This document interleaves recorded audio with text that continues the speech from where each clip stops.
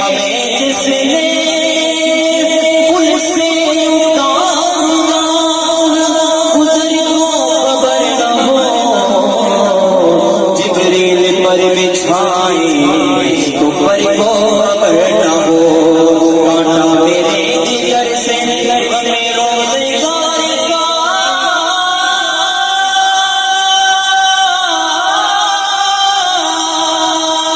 یوں کھینچ لیے جگر بولے سے ہمیں جس نے خود کار لگانا ہے، زہرا کا وہ بابا ہے، حسنین بنانا ہے، میں ہی نہیں ان پر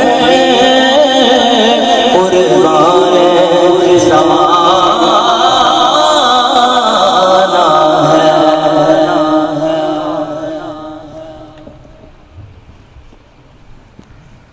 صلی اللہ علیہ وسلم۔ اس سائڈ پہ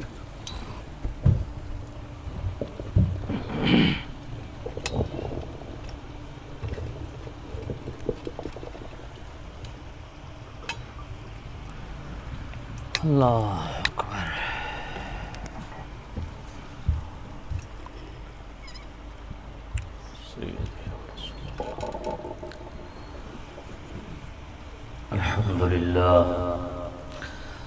الحمد لله نحمده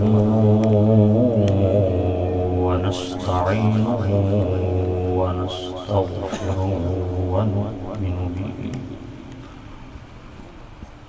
ونؤمن به ونتوكل عليه، ونعوذ بالله من شرور أنفسنا ومن سيئات أعمالنا، من يهده الله فلا مضل له ومن يضلل فلا هادي له، ونشهد أن سيدنا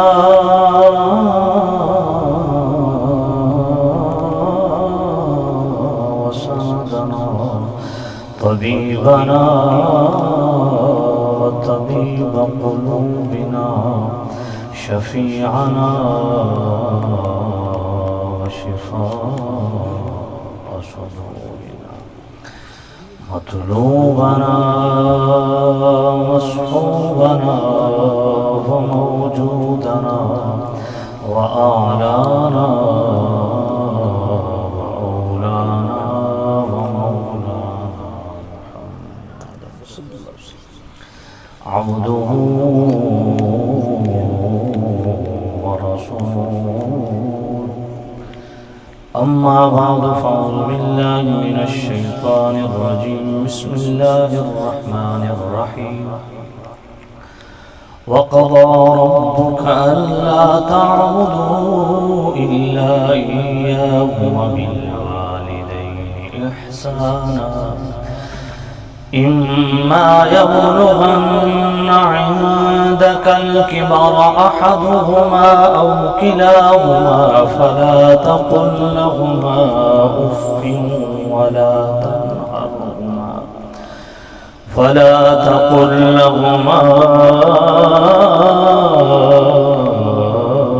أف ولا تنهرهما وقل لهما قولا كريما، واخفض لهما جناح الذل من الرحمة وقل رب ارحمهما كما ربياني صغيرا، آمنت بالله صدق الله العلي العظيم، الصلاة والسلام عليك يا سيدي يا رسول الله، الصلاة والسلام عليك يا سيدي يا حبيب الله ساری مل کے محبت سے پڑھ الصلاة والسلام سيدي يا رسول الله وعلى آلك وأصحابك يا سيدي يا رحمة للعالمين واجب الاحترام سامعین عزیز شام بزرگوں دوستوں عزیزوں محتشم مکرم عزیز شام عزت مآب صدر مجلس سعادہ والا شان حضرت قبلہ صاحبزادہ اویس خان نقشبندی صاحب، میزبانی محفل عزت مآب جناب راجہ وقار حسین عطاری صاحب اور راجہ سالار عطاری صاحب، ہمارے عزیزم بھائی محمد وقار صاحب کی والدہ ماجدہ مرحومہ مغفورہ، ان کی سال ثواب کے لیے آج کے یہ تقریب سعید انعقاد پذیر ہے۔ اللہ تعالیٰ مرحوموں کو کروڑ کروڑ جنت نصیب فرمائے اور یہ پاک و پاکیزہ محفل ان کی بخشش کا ذریعہ بنائے۔ چونکہ گرمی کی راتیں ہیں، بڑی مختصر راتیں ہیں، چھوٹی راتیں ہیں، رات چھوٹی ہونے کے باعث آپ نے آرام بھی کرنا ہوتا ہے، صبح کی مصروفیات بھی ہوتی ہیں، تو میں کوشش یہی کروں گا کہ مختصر پیغام آپ کی خدمت میں عرض کروں۔ جس طرح مجھے حکم دیا گیا عظمت والدین کے حوالہ سے چند گزارشات کروں گا۔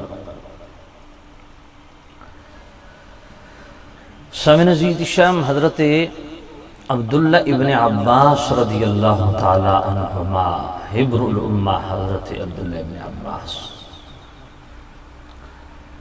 ان کے حوالہ سے امام شمس الدین ذہبی رحمۃ اللہ علیہ جو فن رجال کے امام ہیں، امام شمس الدین ذہبی رحمۃ اللہ علیہ نے ایک کتاب لکھی القبائر کے ٹائٹل سے، جتنے بھی کبیرہ گناہ ہیں ان سب کی تفصیل اس میں موجود ہے۔ تو والدین کی نافرمانی بھی کبیرہ گناہ ہے۔ تو اس باب کے اندر امام شمس الدین ذہبی رحمۃ اللہ علیہ نے اپنی کتاب القبائر کے اندر حضرت عبداللہ ابن عباس رضی اللہ تعالی عنہ کے حوالہ سے لکھا کہ حضرت عبداللہ ابن عباس رضی اللہ تعالیٰ عنہ فرماتے ہیں کہ اللہ تعالیٰ نے قرآن مجید کے اندر 3 کاموں کو مزید 3 کاموں کے ساتھ جوڑ دیا، اور قبولیت کے درجے میں ہر کام دوسرے کام کی ادائیگی کے ساتھ مشروط ہے۔ وہ 3 کام کون سے ہیں جو مزید 3 کاموں کے ساتھ جڑے ہوئے ہیں قبولیت کے درجے میں؟ فرمایا وہ پہلا حکم جو ہے اللہ اور اس کے رسول کی اطاعت کا ہے، اطیعوا اللہ و اطیعوا الرسول۔ جس طرح اللہ کی اطاعت لازم ہے اسی طرح رسول اللہ کی اطاعت بھی لازم ہے۔ تو حضرت ابن عباس فرماتے ہیں کہ اللہ تعالیٰ نے قرآن مجید کے اندر جہاں اپنی اطاعت کا حکم فرمایا، وہیں والد مصطفیٰ کریم کی اطاعت کا بھی حکم ارشاد فرمایا، اور قرآن مجید میں جا بجا اس کو بیان بھی فرمایا۔ مثال کے طور پہ فوز و فلاح کی بات آئی تو اللہ نے فلاح کو اپنے اور اپنے محبوب نبی کی اطاعت کے ساتھ جوڑ دیا۔ قرآن مجید میں اللہ نے ارشاد فرمایا وَمَن يُطِعِ اللَّهَ وَرَسُولَهُ فَقَدْ فَازَ فَوْزًا عَظِيمًا۔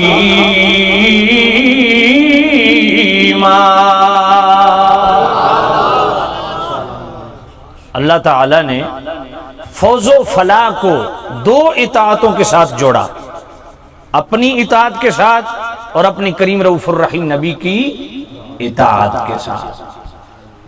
اب جو اللہ کی اطاعت اختیار کرتا ہے اور رسول اللہ کی اطاعت سے روگردانی کرتا ہے تو اللہ کی اطاعت بھی اللہ تعالیٰ اسے خود مردود کر دیتا ہے، رد فرما دیتا ہے۔ اسی وقت اللہ کی اطاعت بھی قبول ہوگی جب رسول اللہ کی اطاعت بجا لائے گا، اور رسول اللہ کی اطاعت بھی اسی وقت قبول ہوگی جب اللہ کی اطاعت بجا لائے گا۔ تو یہ دو کام آپس میں جڑے ہوئے ہیں قبولیت کے درجے میں۔ بھائی باتیں نہ کریں آپس میں، باتیں نہ کریں، یہ بالکل یہ چیز مجھے قطعاً پسند نہیں ہے، یہ حرام ہے اس طرح کا معاملہ جو آپ کر رہے ہیں۔ جس نے باتیں کرنی ہے وہ محفل سے باہر چلا جائے، یہ مہربانی کیجیے، اللہ آپ کو جزائے خیر دے۔ آپ آئے ہیں تو سنیں، باتیں کرنے کی اجازت نہیں ہے۔ اب میری جس پہ نظر پڑ گئی میں اس کو اٹھا کے محفل سے باہر بھیج دوں گا۔ دوسری چیز، دوسرا حکم جو مزید اگلے حکم سے جڑا ہوا ہے قبولیت کے درجے میں، وہ کیا ہے؟ اقیموا الصلاۃ وآتوا الزکاۃ، نماز اور زکوٰۃ کو اللہ تعالیٰ نے جوڑ دیا۔ سورہ بقرہ کی ابتدا میں اللہ نے کیا فرمایا؟ الذین یؤمنون بالغیب ویقیمون الصلاۃ ومما رزقناہم ينفقون۔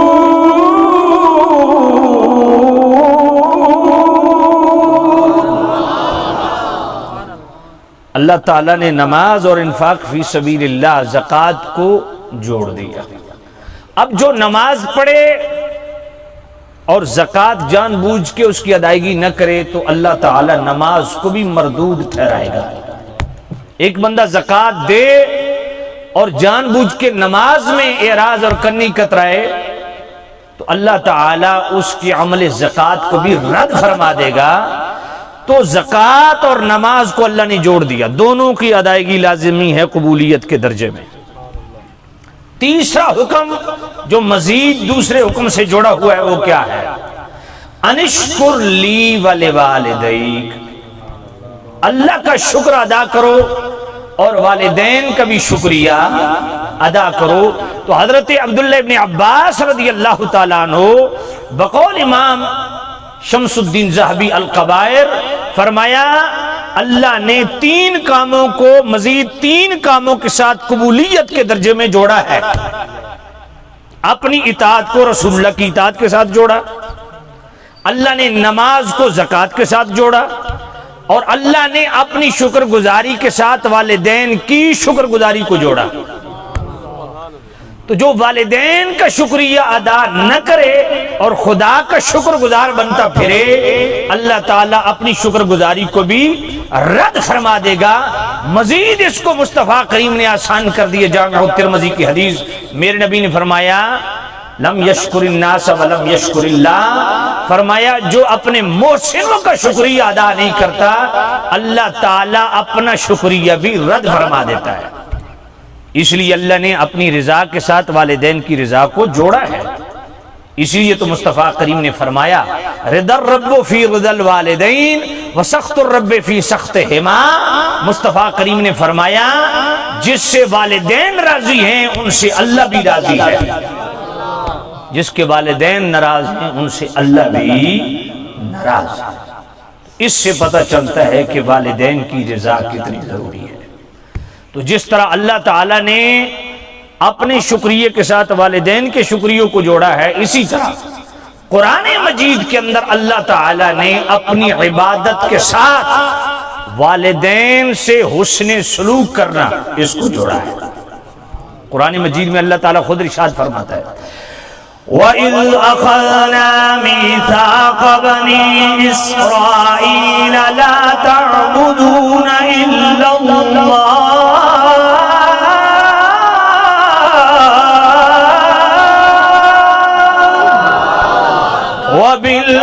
وَبِالْوَالِدَيْنِ إِحْسَانًا۔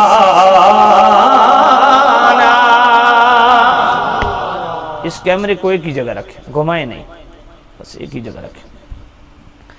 اب اس آیت پاک کے اندر اللہ نے فرمایا ہم نے بنی اسرائیل سے عہد لیا کہ اللہ کے علاوہ کسی کی عبادت نہیں کرنی اور والدین سے حسن سلوک اختیار کرنا ہے۔ مزید کیا فرمایا؟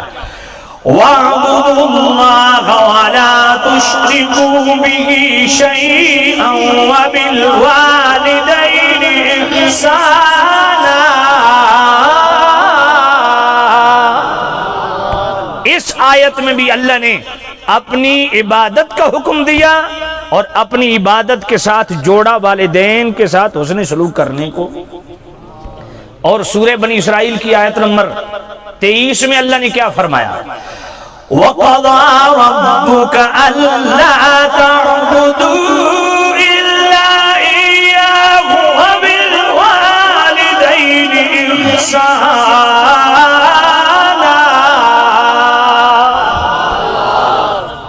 تو سورہ بنی اسرائیل کی آیت نمبر 23 کے اندر بھی اللہ نے دو حکم ارشاد فرمائے، اپنی عبادت کا حکم دیا، اپنی عبادت سے متصل جس کام کو ضروری قرار دیا وہ کیا ہے؟ والدین سے حسن سلوک اختیار کرنا۔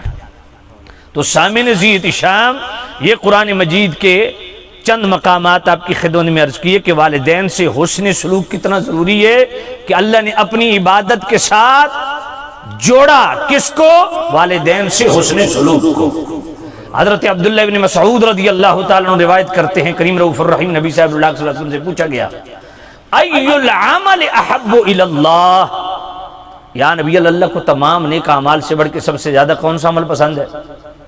کریم رؤوف الرحیم نبی صلی اللہ علیہ وسلم نے ارشاد فرمایا الصلاۃ علی وقتها، وقت پر نماز قائم کرنا۔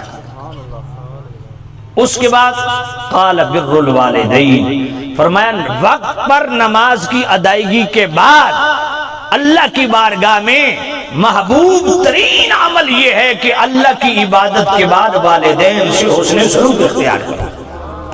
تو سامعین ذی احتشام، قرآن مجید سے بھی بخوبی معلوم ہوا اور حدیث مبارکہ سے بھی پتہ چلا کہ والدین کے ساتھ نیکی اختیار کرنا، والدین کے ساتھ حسن سلوک اختیار کرنا، والدین کے ساتھ اچھا برتاؤ کرنا، ان کی خدمت کرنا، ان کا ادب کرنا، ان کا اکرام و تکریم بجا لانا، یہ اللہ کو اتنا پسند ہے کہ اللہ نے اپنی عبادت کے ساتھ اس عمل کو جوڑا ہے۔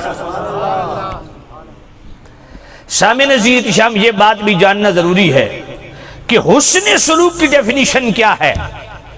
یہ جتنے مقامات قرآن مجید کے 4 مقامات آپ کے سامنے پڑے ہیں، اللہ نے اپنی عبادت کے ساتھ والدین سے حسن سلوک اس کو بیان کیا ہے۔ یہ حسن سلوک کی ڈیفینیشن کیا ہے؟ آئیے خود قرآن نے اس کو ڈیفائن کیا کہ والدین سے حسن سلوک کیسے کیا جاتا ہے۔ اللہ نے کیا ارشاد فرمایا؟ إِمَّا يَبْلُغَنَّ عِندَكَ الْكِبَرَ أَحَدُهُمَا أَوْ كِلَاهُمَا فَلَا تَقُل لَّهُمَا أُفٍّ وَلَا تَنْهَرْهُمَا وَقُل لَّهُمَا قَوْلًا كَرِيمًا۔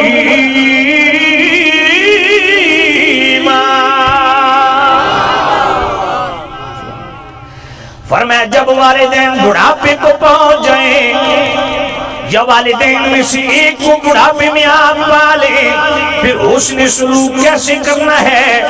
پہلا حکم یہ دیا، فرمایا ان کے سامنے اف بھی نہیں کہنا، فلا تقل لهما اف، میرے سیدی اعلی حضرت نے ترجمہ کیا بھی نہیں کہنا۔ جس طرح کہتے ہیں اگلی بات فرمایا اس کی بھی اجازت نہیں ہے۔ یہ حسن سلوک کا پہلا درجہ ہے۔ فرمایا والدین سے حسن سلوک کیسے کرنا ہے؟ فرمایا اف بھی نہیں کہنا۔ دوسرا حکم کیا ہے؟ وَلَا تَنْهَرْهُمَا، والدین کو جھڑکنا بھی نہیں۔ تیسرا حکم کیا ہے؟ وَقُل لَّهُمَا قَوْلًا كَرِيمًا،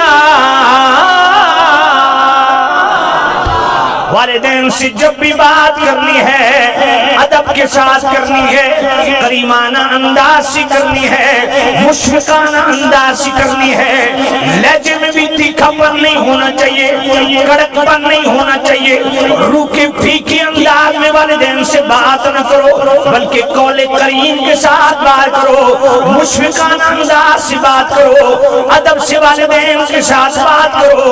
اور جنابی والا یہ تین حکم دیے، تینوں کا تعلق زبان سے ہے۔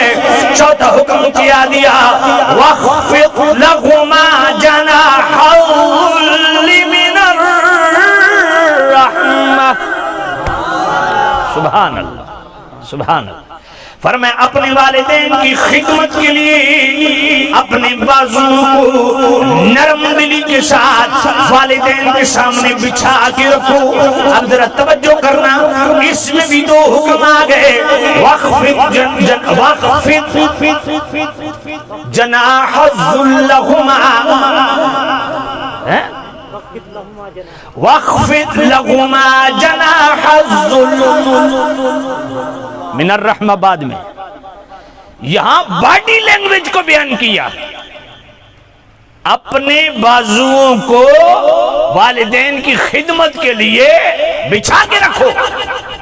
یہ تو آپ کا ظاہر ہے، یعنی ظاہری فیس سے بھی دکھنا چاہیے کہ آپ والدین کی خدمت گزار ہیں۔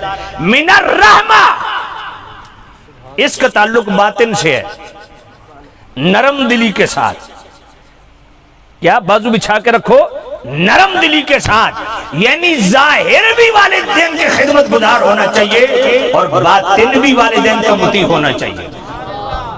تو یہ چار حکم، اور پانچواں کیا دیا، وَقُلْ رَبِّ ارْحَمْهُمَا كَمَا رَبَّيَانِي صَغِيرًا۔ والدین کے لیے اللہ کی بارگاہ میں دعائے مغفرت کرنا۔ اللہ نے حکم دیا کہ میری بارگاہ میں اپنے والدین کی مغفرت چاہو، طلب مغفرت کرو میری بارگاہ سے۔ تو یہ کتنے حکم دیے جناب؟ 5۔ ان پانچوں حکموں میں حسن سلوک کو بیان کیا۔ حسن سلوک کیا ہے؟ والدین کے ساتھ وَقَضَىٰ رَبُّكَ أَلَّا تَعْبُدُوا إِلَّا إِيَّاهُ وَبِالْوَالِدَيْنِ إِحْسَانًا، سورہ بنی اسرائیل آیت نمبر 23۔ والدین سے حسن سلوک کیسے کرنا ہے؟ فرمایا 5 چیزیں ہیں۔ پہلی کیا ہے؟ جب وہ بڑھاپے کو پہنچ جائیں تو ان سے فَلَا تَقُلْ لَهُمَا أُفٍّ، ان سے اف بھی نہیں کہنا، وَلَا تَنْهَرْهُمَا، ان کو جھڑکنا بھی نہیں، وَقُلْ لَهُمَا قَوْلًا كَرِيمًا، بات کرنی ہے تو بڑے کریمانہ انداز سے۔ اور چوتھا کیا ہے؟ وَخْفِضْ لَهُمَا جَنَاحَ الذُّلِّ مِنَ الرَّحْمَةِ، ظاہری طور پہ بھی والدین کے مطیع تم نظر آنے چاہیے، اور من الرحمہ، دل میں بھی نرمی اور شفقت ہونی چاہیے اپنے والدین کے لیے۔ اور پانچواں کیا ہے؟ وَقُلْ رَبِّ ارْحَمْهُمَا كَمَا رَبَّيَانِي صَغِيرًا، اپنے والدین کے لیے دعائے مغفرت کرتے رہا کرو۔ تو یہ ہے حسن سلوک۔ اس کی ڈیفینیشن خود قرآن نے بیان کر دی، اس کو خود ڈیفائن خود قرآن نے کر دیا کہ والدین سے حسن سلوک کیسے کرنا ہے۔ اللہ اکبر، سبحان اللہ، محبت سے کہو سبحان اللہ، اور پیار سے کہو سبحان اللہ۔ سامن عزیز شان والدین سے حسن سلوک اور والدین سے محبت، والدین سے ادب، والدین کی تکریم و اکرام۔ اللہ اکبر، توجہ کرنا، والدین کی عظمت اور مقام کیا ہے۔ نور الایمان کے اندر عبدالحی لکھنوی کے والد عبدالحلیم لکھنوی ایک ریفرنس لائے جس پہ جناب والا گفتگو حکیم الامت مولانا احمد یار خان نعیمی رحمت اللہ علیہ نے جالحق کے اندر بھی فرمائی۔ ایک غلام میرے کریم رؤوف الرحیم نبی کی خدمت میں حاضر ہوا، یا نبی اللہ، میں نے قسم اٹھائی تھی جب بیت اللہ المشرکین سے آزاد ہوگا میں جنت کی چوکھٹ کو بوسہ دوں گا۔ یا نبی اللہ، بیت اللہ آزاد ہو چکا، میری قسم کیسے پوری ہوگی؟ میرے کریم رؤوف الرحیم نبی نے فرمایا، جا والد اپنی جناب والا والدہ کی پیشانی چوم لے، یہ جنت کی جناب والا بالائی چوکھٹ ہے، اور جناب والا اپنے باپ کے قدم چوم لے، یہ جنت کی زیریں چوکھٹ ہے۔ یہ کون کہہ رہا ہے؟ عبدالحی لکھنوی۔ یہ حضرات علماء بیٹھے ہیں، یہ جانتے ہیں کتنا بڑا فقیہ تھا اس گھر کا۔ اس کے والد عبدالحلیم لکھنوی نور الایمان کے اندر یہ لکھتے ہیں، اور حکیم الامت مولانا اندیار خان نعیمی رحمت اللہ علیہ نے جال حق کے اندر بھی اس حدیث کو نقل فرمایا کہ غلام عرض کرتا ہے یا نبی اللہ میری قسم کیسے پوری ہوگی؟ تو میرے نبی نے فرمایا والدین زندہ ہیں تو جا کے ماں کی پیشانی چوم لے، نہ بلکہ الٹ ہو گیا کام، ماں کے قدم چوم لے، ماں کے قدم چوم، ماں کے قدم چوم لے، یہ جنت کی زیریں چوکھٹ ہے، اور باپ کی پیشانی چوم لے، یہ جنت کی بالائی چوکھٹ ہے۔ عرض کی یا نبی اللہ اگر والدین نہ ہوں، فرمایا ان کی قبر پہ چلا جا، ماں کی قبر سر کی طرف سے چوم لے، باپ کی قبر پاؤں کی طرف سے چوم لے۔ یا نبی اللہ اگر قبر کی نشاندہی بھی نہ ہو، فرمایا فرضی 2 خط کھینچ لے، ایک خط کو باپ کی قبر سمجھ کے چوم لے، دوسرے کی باپ کی قبر کو سمجھ۔ کیا شان، سبحان اللہ۔ سامن زید شام، اللہ اس بات کو ذہن میں رکھیے، والدین کی خدمت وہ عظیم الشان عمل ہے جس عمل کے باعث اللہ بھی راضی ہے، اللہ کا رسول بھی راضی ہے۔ بلکہ میں حیران ہوا حدیث پڑھ کے، سنن سعید بن منصور کے اندر یہ حدیث موجود ہے، حضرت عبداللہ ابن عباس رضی اللہ تعالیٰ عنہ فرماتے ہیں، اور پھر امام شمس الدین ذہبی نے القبائر کے اندر بھی اس کو لکھا کہ مقام اعراف کیا ہے؟ فرمایا مقام اعراف جنت اور دوزخ کے بیچ میں ایک ایسی اٹھان والا پہاڑ کی مانند مقام ہے جس پہ کچھ لوگ ٹھہرائے جائیں گے، وہاں اس پہاڑ پہ نہریں بھی ہیں، درخت بھی ہیں، باغات بھی ہیں، اب وہاں کون لوگ ٹھہرائے جائیں گے؟ تو حضرت عبداللہ ابن عباس رضی اللہ عنہ فرماتے ہیں وہاں وہ لوگ ٹھہرائے جائیں گے جو ماں باپ کی اجازت کے بغیر جہاد کے لیے گئے اور شہید ہو گئے، اللہ کے راستے میں جان دی، شہید ہو گئے، مگر جنت نہ جا سکے، والدین کی اجازت کے بغیر گئے، یہ عمل جنت میں جانے سے رکاوٹ ہے، اور جناب اللہ کے راستے میں جہاد کرتے ہوئے شہید ہو گئے، یہ عمل جہنم میں جانے سے رکاوٹ ہے، تاکہ اللہ کا حکم آ جائے کیا فیصلہ ہونا ہے۔ بات سمجھ آ گئی؟ تو ماں باپ کی خدمت اتنی عظیم الشان خدمت ہے کہ حضور کی خدمت میں ایک صحابی حاضر ہوئے، یا نبی اللہ جہاد کرنا چاہتا ہوں لیکن سامان جہاد نہیں۔ میرے نبی نے فرمایا تیرے والدین زندہ ہیں؟ یا نبی اللہ زندہ ہے۔ فرمایا جا کے والدین کی خدمت کر، فیہما فجاہد، یہی تیرا جہاد ہے۔ تو والدین کی اجازت کے بغیر بندہ جہاد پہ بھی جائے تو پھر جنت داخل نہ ہو سکے۔ اللہ اکبر، جب تک کہ اللہ کا فیصلہ نہ آ جائے، اللہ کے راستے میں جان بھی دے دی۔ اللہ، اس لیے میرے کریم نبی نے فرمایا ان الجنت تحت اقدام الامہات، کیونکہ راجہ صاحب کی والدہ کے حوالہ سے یہ سال ثواب کی محفل ہے تو میں والدہ کے حوالے سے چند گزارشات کرتا ہوں۔ میرے کریم رؤوف الرحیم نبی نے کیا فرمایا؟ ان الجنت تحت اقدام الامہات، فرمایا لوگوں یہ جو مائیں ہیں نا، مائیں، ان ماؤں کے قدموں کے نیچے جنت ہے، ان کی خدمت کے صلے میں تمہیں جنت ملے گی۔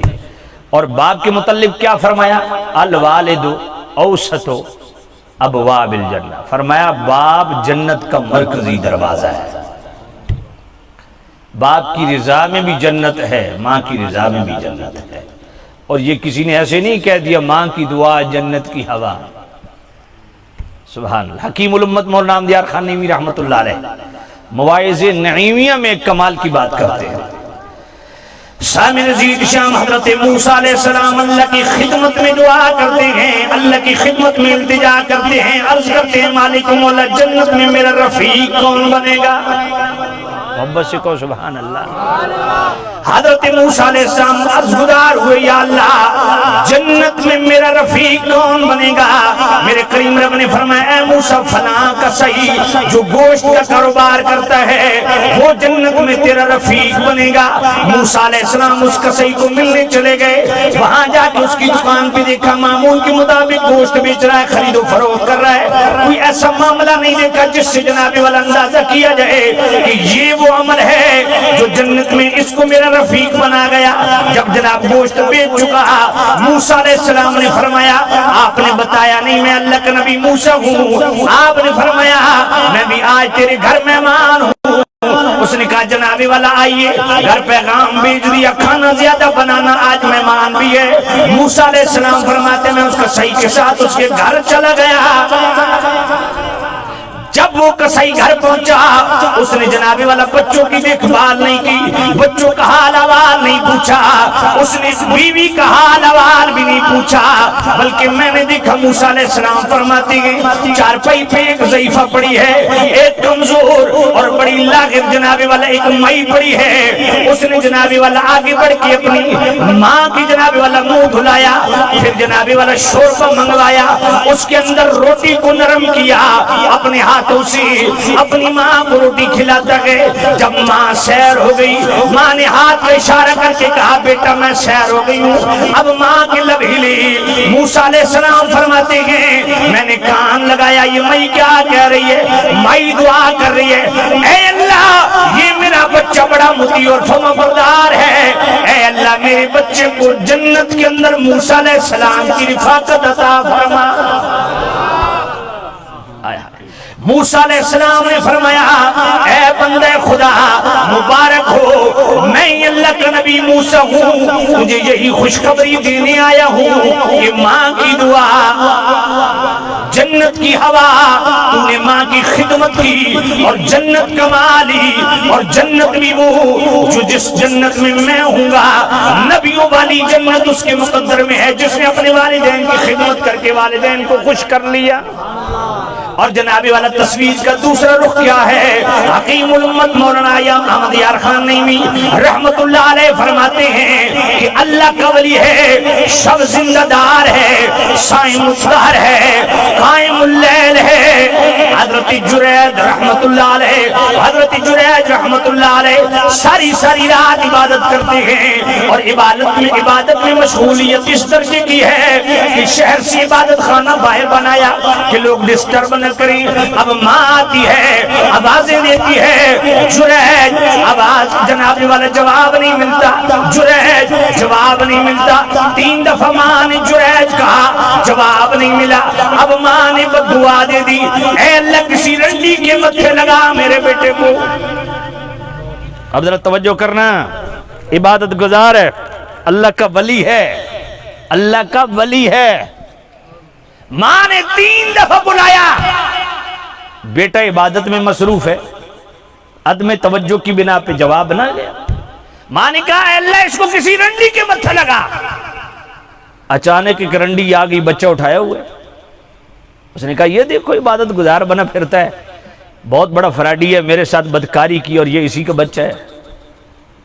اب لوگوں نے مارنا شروع کر دیا، اس کا عبادت خانہ گرا دیا۔ اب تھا بھی اللہ کا ولی، ماں کی بددعا لگی، وہ کام پورا ہو گیا۔ اب حضرت جریج آگے بڑھے تو اس بچے کے سر پہ ہاتھ رکھا، کہا بیٹا بول تیرا باپ کون ہے؟ کہا فلاں چرواہا، اس کے ساتھ میری ماں نے منہ کالا کیا، میں اس کا بیٹا ہوں۔ پھر لوگوں نے معافی مانگی تو حکیم الامت مولانا احمد یار خان نعیمی رحمت اللہ علیہ فرماتے ہیں کہ یاد رکھو کوئی بندہ کتنا بھی زاہد و عابد کیوں نہ ہو، والدین کی بددعا لگ گئی تو پھر امتحان کے لیے تیار ہو جاؤ۔ اور مسند احمد کے اندر حدیث موجود ہے، امام بہقی نے شعب الایمان کے اندر بھی اس کو لکھا، حضرت انس رضی اللہ تعالیٰ عنہ راوی، حضرت انس فرماتے ہیں کہ ایک مئی نابینا حضور کی خدمت میں حاضر ہوئی، پورے خاندان کو چھوڑ چھاڑ کے اکیلا ایک بیٹا ساتھ ہے، حضور کی خدمت میں آئی، اسلام قبول کیا۔ عرض کیا یا نبی اللہ میری کل کائنات یہی میرا بیٹا ہے، میں آپ پر ایمان لاتی ہوں۔ تقدیر غالب تھی، بیٹا فوت ہو گیا۔ مصطفیٰ کریم نے فرمایا ماں کو بلایا جائے۔ اب کریم رؤوف الرحیم نبی پاس کھڑے ہیں تو ماں اللہ کی خدمت میں عرض کرتی ہے مالک میں نے تیرے محبوب نبی کی طرف ہجرت اس لیے تو نہیں کی تھی کہ میرا یہ واحد سہارا بھی مجھ سے چھن جائے گا، اور پھر میں اپنے مشرکین مکہ جو میرے رشتہ دار ہیں ان کو کیا جواب دوں گی؟ وہ تو مجھے کہیں گے لات و منات و عزا کو چھوڑ کے وحدہ لا شریک کی طرف گئی ہے، پہلا امتحان۔ تو حضرت انس فرماتے ہیں اس مئی نے اتنی درد سے دعا کی کہ دسترخوان لگا ہوا تھا، کھانا لگا ہوا تھا، ماں کی دعا کی برکت سے فوت شدہ بچہ اٹھ بیٹھا ہوا ہمارے ساتھ کھانا کھایا۔ اس لیے اپنے والدین سے دعائیں لو، والدین کی خدمت کرو، ان سے دعائیں، والدین کی دعا یقین جانیے نبیوں کی رفاقت عطا فرماتی ہے۔ اللہ تو سامع نذیر شم، اللہ والدین کے لیے دعائے مغفرت کا اہتمام، اس حوالے سے چند گزارشات کرتا ہوں۔ سیدی اعلی حضرت امام اہل سنت رحمت اللہ تعالی علیہ فتاوی رضویہ شریف کی 24ویں جلد میں آپ کا ایک رسالہ ہے الحقوق لطرح العقوق، اس کے اندر سیدی اعلی حضرت رحمت اللہ تعالی علیہ نے والدین کے حقوق کو بیان کیا۔ پہلی حدیث جو سیدی اعلی حضرت لائے کنز العمال کی، ایک انصاری صحابی حضور کی خدمت میں حاضر ہوئے، عرض کی یا نبی اللہ والدین کے فوت ہو چکنے کے بعد بھی ان سے حسن سلوک کا ہمیں حکم ہے؟ میرے کریم رؤوف الرحیم نبی نے فرمایا ہاں ہے۔ بعد وفات کا بھی ان کا ہمارے پر حق ہے؟ نبی پاک نے فرمایا ہاں ہے۔ کریم رؤوف الرحیم نبی نے فرمایا والدین فوت ہو جائے نا تو ان کا پہلا حق فوت ہونے کے بعد تم پہ یہ ہے الصلاۃ علیہما، ان کے لیے نماز جنازہ کا اہتمام کرو، ان کے لیے نماز جنازہ۔ کتنی بد نصیب اولاد ہے کہ والدین کا جنازہ پڑا ہوتا ہے اور اولاد پیچھے کھڑی ہوتی ہے، ایسے اولاد بھی، اب اس میں قصور والدین کا بھی ہے، کم از کم جنازہ بھی نہیں سکھایا والدین نے اپنے بچوں کو۔ تو والدین کے لیے نماز جنازہ کا اہتمام کرنا، نماز جنازہ کی ادائیگی یہ اولاد پہ بعد وفات والدین کا حق ہے۔ اور دوسرا حق کیا ہے؟ والاستغفار لہم، فرمایا والدین کے لیے دعائے مغفرت کرنا۔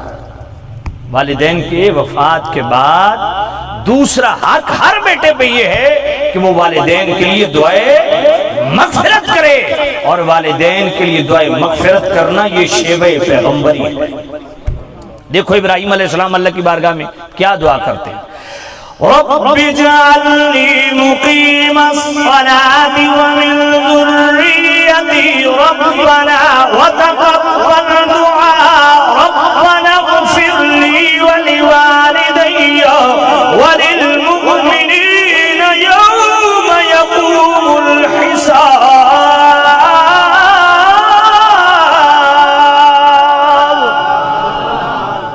ابراہیم علیہ السلام اللہ کی بارگاہ میں دعا کر رہے ہیں ربنا اغفر لی، اے اللہ میری بھی مغفرت فرما، ولوالدی میرے والدین کی بھی مغفرت فرما۔ تو والدین کے لیے مغفرت کی دعا کرنا یہ نبیوں کا طریقہ ہے۔ اور نوح علیہ السلام اللہ کی بارگاہ میں دعا کرتے رب اغفر لی ولوالدی، اسی طرح سلیمان علیہ السلام اپنے والدین کے لیے دعا کر رہے ہیں رب اوزعنی ان اشکر نعمتک التي انعمت علی وعلی والدی وان اعمل صالحا ترضاه۔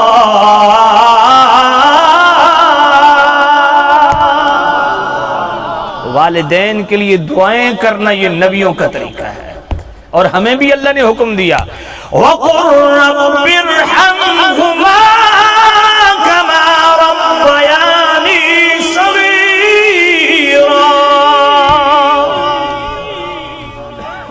آئیے میں آپ کو ایک خوبصورت حدیث سناتا ہوں۔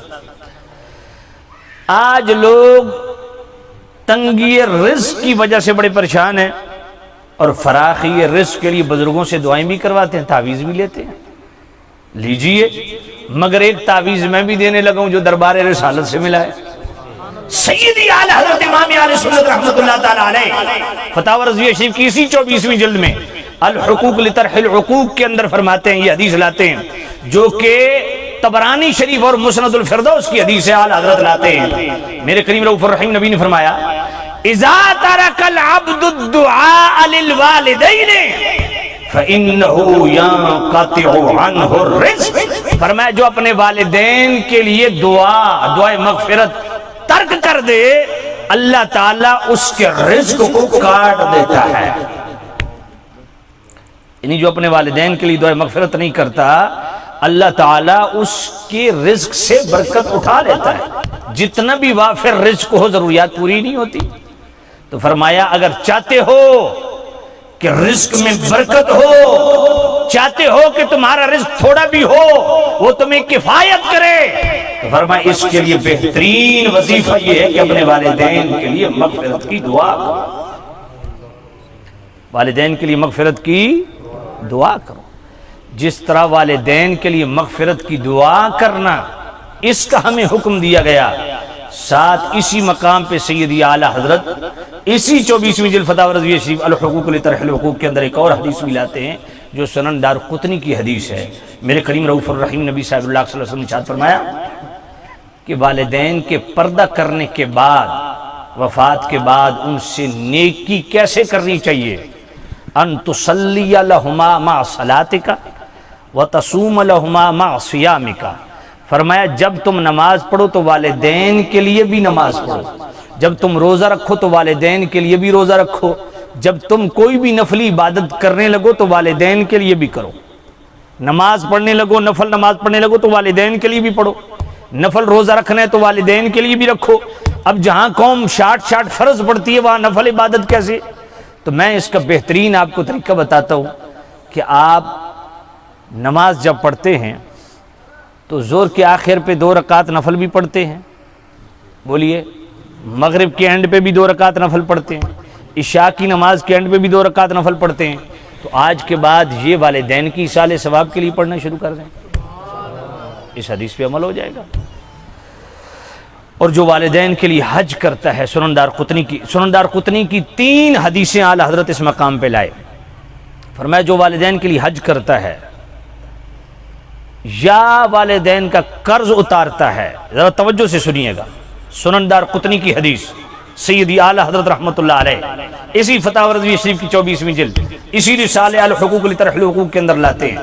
میرے نبی نے فرمایا جو والدین کے لیے حج کرے یا والدین کا قرض اتارے، بعثہ اللہ یوم القیامت مع الابرار، اللہ قیامت کے دن ایسی اولاد کو ولیوں میں اٹھائے گا. اور دوسری سنن دارقطنی کی حدیث اعلیٰ حضرت لائے، فرمایا جو والدین کے لیے حج کرتا ہے اللہ تعالیٰ اس کا حج قبول، یہ مقبول حج ہے جو والدین کے لیے کیا جاتا ہے، اور والدین بھی اس سے خوش ہوتے ہیں. کتب عند اللہ برا، وہی الفاظ. فرمایا اللہ تعالیٰ اس کو ابرار میں لکھ دیتا ہے، اس کو ابرار میں لکھ دیتا ہے. اور تیسری حدیث یہ ہے، وہ بھی سنن دارقطنی کی اعلیٰ حضرت لائے، فرمایا جو والدین کے لیے حج کرے اس کو صرف ایک حج کا ثواب نہیں ملتا، اللہ تعالیٰ اس کو 10 حجوں کا ثواب عطا فرماتا ہے. کتنا؟ فَكَانَ لَهُ فَضْلُ 10 حِجَج، اللہ کتنے حجوں کا ثواب عطا فرماتا ہے؟ 10 حجوں کا ثواب. تو سامعین عزیز شام خوش نصیب ہیں وہ لوگ جو والدین سے حسن سلوک اختیار کرتے ہیں. مگر یہ بات یاد رکھیں، والدین کو اف نہ کہنا یہ ماں باپ دونوں کے لیے ہے. وَلَا تَنْهَرْهُمَا، ان کو جھڑکنا نہیں، یہ دونوں کے لیے ہے. وَقُلْ لَهُمَا قَوْلًا كَرِيمًا، بات کرنی ادب سے کرنی ہے، یہ دونوں کے لیے ہے. جب وہ جناب والا بڑھاپے میں پہنچ جائیں تو خدمت میں پیش رہو، یہ دونوں کے لیے ہے. ان کے لیے دعائے مغفرت کرو، یہ ماں باپ دونوں کے لیے ہے. مگر یاد رکھیں خدمت کے اعتبار سے ماں کو ترجیح حاصل ہے، ماں کو ترجیح دی ہے، قرآن مجید نے دی ہے. سورہ لقمان کی آیت نمبر 14 میں اللہ خود ارشاد فرماتا ہے وَوَصَّيْنَا الْإِنسَانَ بِوَالِدَيْهِ حَمَلَتْهُ أُمُّهُ وَهْنًا عَلَىٰ وَهْنٍ وَفِصَالُهُ فِي عَامَيْنِ أَنِ اشْكُرْ لِي وَلِوَالِدَيْكَ.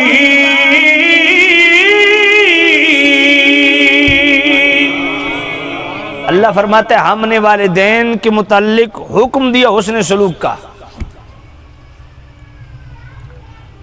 والدین سے حسن سلوک کا حکم دیا، مگر ترجیح حسن سلوک میں خدمت میں ماں کو ہے.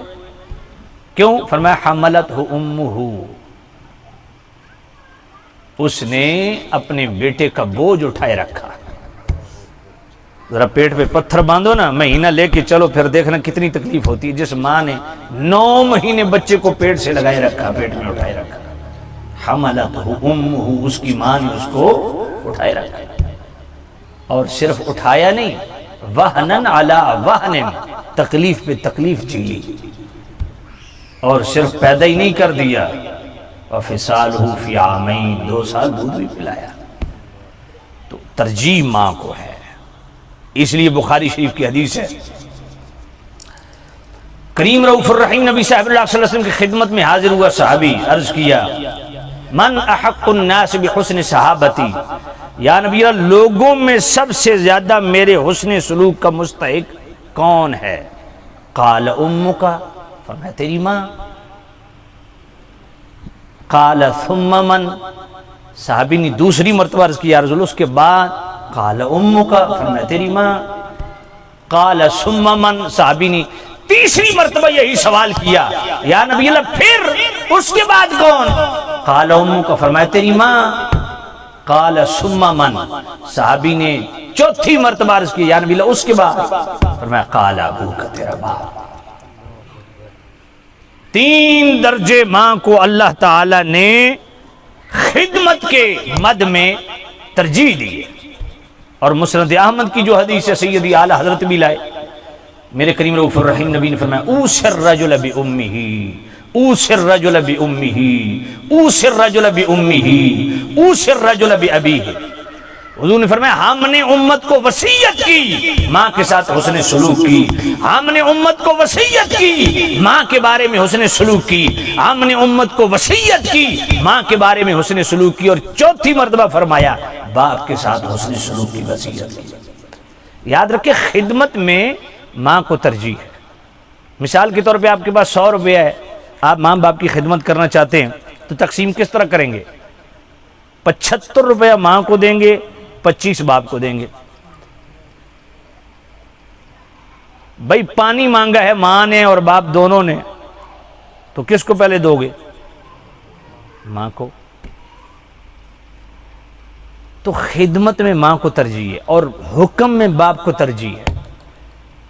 ماں ایک حکم کرتی ہے، دوسری طرف باپ ایک حکم کرتا ہے، دونوں حکم معارض و مخالف ہیں. باپ اسی معاملے میں ایک اور حکم دیتا ہے، ماں ایک اور حکم دیتی ہے. تو اب مقدم کون ہے؟ بولیے اور اونچا بولیے، باپ. حکم باپ کا چلے گا، حکم باپ کا چلے گا. کیوں؟ اچھا بعض حضرات جب ماں کی شان بیان کرتے ہیں نا تو وہ اس انداز میں ماں کی شان بیان کرتے ہیں، وہ سمجھتے ہیں ہمارا ابا بھی ہمارے ماں کا خدمت گزار ہے. بات سمجھ نہیں آئی. میں کوئی تیرے ابے دی ماں نہیں، وہ تیری ماں ہے، تیرے ابے دی زنانی ہے. سمجھ کوئی نہیں آئی. ماں کو اس انداز میں بیان نہ کرو کہ جناب والا باپ کو بالکل ڈیگریڈ کر دو. آج کل دیکھیں آپ نے وہ گاڑیوں کے پیچھے رکھے، یہ میرے ماں کی دعا ہے. اس سے پوچھو اچھا یہ جو گاڑی خریدی ہے یہ کس کے پیسے سے خریدی ہے؟ باپ کے پیسے سے. سمجھ کوئی نہیں آئی. بھائی کمائی باپ کی ہے، باپ کی کمائی سے گاڑی خریدی اور لکھا ہوئے یہ میرے ماں کی دعا ہے. میں کھبے اور کدھر گئے؟ اب بھی انال بڑا ظلم ہو رہا ہے یار قسم سے. کیوں جی؟ اب بھی انال بڑی زیادتی ہو رہی ہے. تو بھائی وہ ابا ہمارا ابا ہے، ہماری ماں کا ابا نہیں ہے. تو یاد رکھو آپ پہ بھی لازم ہے کہ باپ کا حکم مانے اور ہماری اماں پہ بھی لازم ہے کہ ہمارے ابے کا حکم مانے. بات سمجھیے. تو حکم میں باپ کو ترجیح ہے، خدمت میں ماں کو ترجیح ہے. یہ بات یاد رکھیں. سامع نظیر سبحان اللہ. تو میں عرض کر رہا تھا خدمت میں ماں، اور خدمت کے حوالہ سے بھی یاد رکھیں ضرورت کے وقت والدین کی خدمت کرنا واجب ہے. جب والدین کو ضرورت ہو آپ کی خدمت کی تو اس صورت میں ماں باپ کی خدمت کرنا واجب ہے، اور بلا ضرورت ماں باپ کی خدمت کرنا مستحب ہے. اگر ان کو ضرورت نہیں ہے خدمت کی تو کریں، ثواب ہے، نہ کریں تو گناہ نہیں ہے. مگر ان کو اگر ضرورت ہے خدمت کی تو پھر خدمت کرنا واجب ہے. تو سامعین عزیز شم کیا عرض کر رہا تھا، بس ختم کرتا ہوں. والدین کے فوت ہو چکنے کے بعد پہلا حق کیا ہے؟ ان کے لیے نماز جنازہ کا اہتمام. دوسرا حق کیا ہے؟ ان کے لیے دعائے مغفرت. تیسرا حق کیا ہے؟ وَإِنفَاذُ عَهْدِهِمَا مِن بَعْدِهِمَا، ان کی وصیت کو نافذ کرنا. اور چوتھا کیا ہے؟ وَإِكْرَامُ صِدِيقِهِمَا، ان کے دوستوں کی عزت و تکریم کرنا. بات سمجھ نہیں آئی ہے؟ ان کے اصحاب کی تکریم کرنا، ان کے دوستوں کی عزت و تکریم کرنا، والدین کے دوستوں کی عزت و تکریم کرنا. اگر والدین کے دوستوں کی تکریم واجب ہے تو مصطفیٰ کے صحابہ، سمجھ نہیں آئی آپ؟ اکرام و صدیقہما، اگر ماں باپ کے جو دوست ہیں، سہیلیاں ہیں ماں کی، والد کے دوست ہیں، تعلق دار ہیں، ان کا اکرام آپ پر واجب ہے. تو صدیق اکبر کا اکرام، جو مصطفیٰ کے دوست ہیں، یار غار ہیں، حضرت فاروق اعظم کا، حضرت عثمان غنی کا، مولا علی کا، حضور کے ایک ایک صحابی کا اکرام ہر امتی پر واجب ہے. بات سمجھ آ گئی ہے؟ تو سامعین عزیز شم، سبحان اللہ، یہ ہے والدین کی عظمت و شان. یہی دعائیہ تقریب اس سلسلے کی ایک کڑی ہے. ساتھ یہ بھی عرض کرتا چلوں، آخری 3 حدیثیں سن لیں. سیدی اعلی حضرت امام اہل سنت رحمۃ اللہ تعالی علیہ، فتاوی رضویہ شریف، یہی 24ویں جلد، الحقوق لطرح الحقوق، صفحہ 399، اس میں اعلی حضرت 3 حدیثیں اکٹھی لاتے ہیں کہ ماں باپ کی قبر کی حاضری کتنا بڑا شرف ہے. پہلی حدیث مشکات شریف، صفحہ 154، محمد بن نعمان راوی، اور نوادر الاصول للترمذی کی، میرے کریم رؤوف الرحیم نبی نے فرمایا من زار قبر ابویہ او احدہما فی کل جمعۃ غفر له کتب براء کما قال علیہ الصلوۃ والسلام. فرمایا جو ہر جمعے کو والدین کی قبر کی زیارت کر لے، اللہ تعالیٰ اس اولاد کے پچھلے گناہ معاف فرما دیتا ہے. کتب براء، اور اللہ تعالیٰ اس کو ابرار میں لکھ دیتا ہے. ابرار کس کو کہتے ہیں؟ قرآن مجید میں اللہ خود فرماتا ہے کفر عنا سیئاتنا وتوفنا مع الابرار. اللہ کے ولیوں کا بھی آخری وقت آتا ہے تو وہ اللہ کی بارگاہ میں دعا کرتے ہیں، اللہ ہمارا حشر ابرار کے ساتھ کرنا. تو ابرار ولیوں کے ولیوں کو کہتے ہیں. تو جو ہر جمعے کو والدین کی قبر کی زیارت کر لے، اللہ اس کا شمار اپنے ولیوں میں کرے گا. دوسری حدیث اسی مقام پہ سیدی اعلی حضرت لاتے ہیں جو الکامل ابن عدی کی ہے. میرے کریم رؤوف الرحیم نبی نے فرمایا من زار قبر ابویہ او احدہما، جو والدین کی قبر کی زیارت کر لے یا والدین کی قبر میں سے کسی ایک کی زیارت، باپ یا ماں کی قبر کی زیارت کر لے، فقرأ عندہ یاسین، اور قبر پر سورہ یاسین پڑھے، غفر لہ، اللہ ایسی اولاد کے بھی پچھلے گناہ معاف فرمائے. تیسری حدیث، ان 2 حدیثوں میں جمعے کا ذکر ہے، اور تیسری حدیث نے ہمارے لیے راستہ بہت آسان کر دیا ہے کہ جمعرات ہو، بدھ ہو، جس دن بھی آپ جانا چاہیں یہ شرف آپ کو ملے گا. اور یہ نوادر الاصول للترمذی کی، میرے کریم رؤوف الرحیم نبی نے فرمایا من زار قبر ابویہ واحدہما احتسابا، یہاں جمعے کا ذکر نہیں، فرمایا جو اپنے والدین کی یا والدین میں سے کسی ایک کی ثواب کی نیت سے زیارت کر لے، کان کعدل حجۃ مبرورۃ، اللہ تعالیٰ اسے مقبول حج کا ثواب عطا فرمائے گا. ومن کان زوار لہما، فرمایا جو کثرت سے والدین کی قبر کی زیارت کرے، زارت الملائکۃ قبرہ، جب وہ فوت ہوگا تو اس اولاد کی قبر کی زیارت کے لیے اللہ کے فرشتے آئیں گے. نعرہ تکبیر، نعرہ رسالت، نعرہ حیدری، شان مصطفیٰ. تو بھائی میں یہ ایک بات پوچھنا چاہتا ہوں کہ اگر ماں، اچھا یہاں یہ نہیں فرمایا من زار قبر ابویہ واحدہما فی کل جمعۃ غفر له کتب براء، وہاں یہ نہیں فرمایا کہ وہاں جا کے کچھ پڑھے، یا یہ بھی نہیں شرط کے والدین نیک ہوں، نہیں، سمپل لفظ من زار، جو صرف ماں باپ کے جناب والا قبر کی مٹی اس کو دیکھ لے تو اس کے گناہ معاف ہوتے ہیں. تو جو والدین کو دیکھے، اگر ماں باپ کی قبر کی زیارت سے اتنا بڑا شرف ملتا ہے تو زندگی میں والدین اگر پاس موجود ہیں تو مقبول حج کا ثواب کمائیے، روز حج کا ثواب کمائیے، والدین کو ادب کے ساتھ ان کا چہرہ خوش ہو کے دیکھیے، یہ والدین کے چہرے کی زیارت بھی آپ کو مقبول حج ثواب اللہ تعالیٰ فرمائے گا۔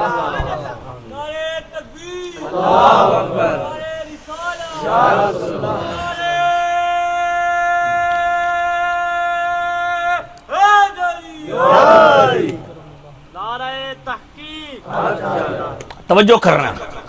تو سامعین عزیز شام، والدین کی خدمت بہت بڑی سعادت ہے، والدین کا ادب بہت بڑی سعادت ہے، حتیٰ کہ والدین کی قبر کی جو مٹی ہے اس کو دیکھنے والی اولاد اگر محروم نہیں رہتی اور برکتیں حاصل کرتی ہے، مغفرت کا سامان موجود ہے، تو اپنے ایمان سے بتائیے جو زندگی میں والدین کی جناب والا خدمت کرے، ہیں جی، زندگی میں والدین کو خوش کرے، زندگی میں والدین کا ادب کرے، زندگی میں والدین سے دعائیں لے، اللہ تعالیٰ اس کو کیا عظمت عطا فرمائے گا۔ اللہ آپ اندازہ فرمائیں، سیدی اعلیٰ حضرت امام اہل سنت رحمۃ اللہ علیہ اسی 24ویں جلد میں الحقوق لطرح العقوق کے اندر ایک روایت لاتے ہیں، شرح الصدور امام جلال الدین سیوطی کے حوالہ سے، اور اصبہانی فی الترغیب کا بھی حوالہ ہے۔ عوام ابن حوشب یہ بہت بڑے امام گزرے ہیں اور تبع تابعین میں سے ہیں۔ اعلیٰ حضرت فرماتے ہیں یہ ایک شہر سے گزر رہے تھے تو عصر کی نماز کے بعد ایک قبرستان سے گزرے نا تو قبر پھٹی، تو اس قبر سے ایک شخص نمودار ہوا جس کا سر گدھے کی طرح تھا اور دھڑ اس کا انسانوں کی طرح تھا۔ وہ گدھے کی آوازیں نکال کے پھر قبر میں چلا گیا۔ تو ان بزرگوں نے پوچھا کہ یہ کیا وجہ ہے، یہ کیا مسئلہ ہے اس کو؟ کہا وہ گھر دیکھ رہے ہیں؟ کہا یہ گھر اس کی ماں کا گھر ہے، یہ شرابی تھا، یہ روزانہ شراب پی کے عصر کے بعد جب گھر آتا تو ماں اس کو ڈانٹ ڈپٹ کرتی، سمجھاتی، تو یہ ماں کے ساتھ بدتمیزی کرتا۔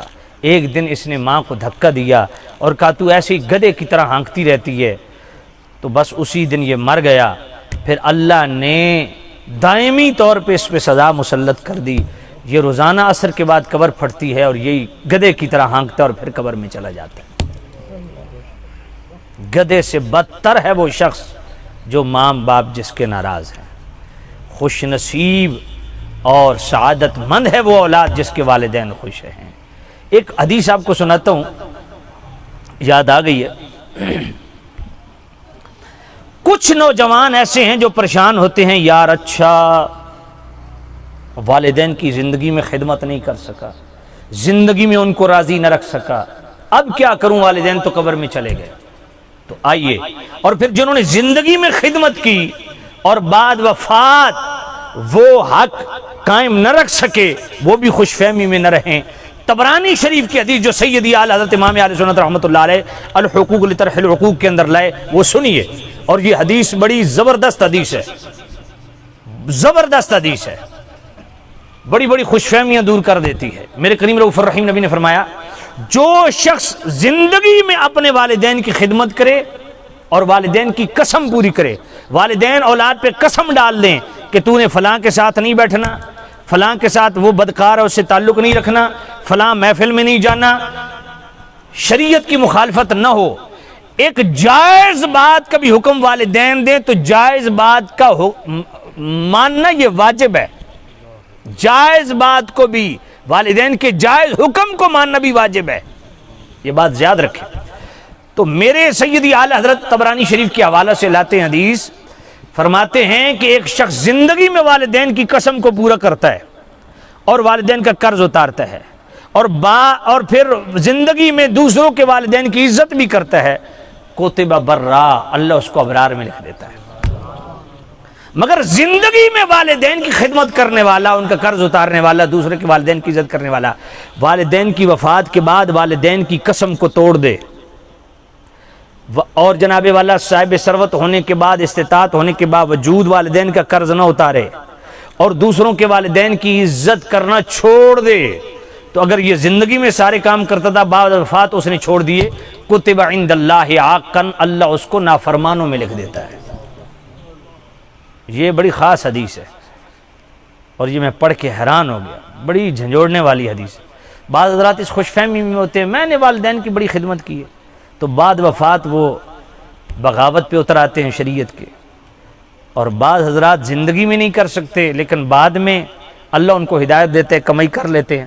تو جو زندگی میں والدین کی خدمت نہیں کر سکا، نافرمانی کرتا رہا، یہ دین اتنا رحمت بھرا دین ہے، اس کو پھر بھی مایوس نہیں کرتا۔